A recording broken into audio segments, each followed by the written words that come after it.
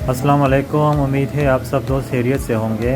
अच्छा दोस्तों, 12 kVA का इन्वर्टर हमने बनाया है जापानी जीपीटी में फेवर सैन वेव किट, और जो लेटेस्ट सॉफ्टवेयर इसमें आया है हमने इसमें इंस्टॉल किया है। ठीक है, आप देख सकते हैं इसमें अभी 61-62 तक % लोड इस पर चल रहा है।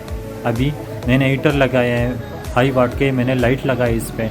अंदर इसमें जो बोर्ड लगाया है हमने पेवर सैन वेव, और जो सबसे महंगा किट है डबल जेनर वाला हमने लगाया इसमें। इसके अलावा 1700 वोल्ट के हमने IGBT लगाए, वो भी जापानी लगाए। ठीक है, कूलिंग फैन हमने इसमें 3 लगाए कि इसमें हीटिंग का कोई मसला ना हो फिर गर्मियों में। टार्क लोड के लिए हमने इसमें बड़ा कैपेसिटर लगाया।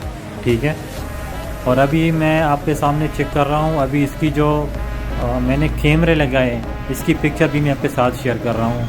बिल्कुल ऐसे पिक्चर है जैसे वापडा के साथ इसकी पिक्चर है, बिल्कुल वैसा ही पिक्चर है। ठीक है, ये आप देख लें पिक्चर कैमरे की, बिल्कुल इसमें कोई क्रॉस कोई वगैरह कोई लकीर वगैरह नहीं है। ठीक है।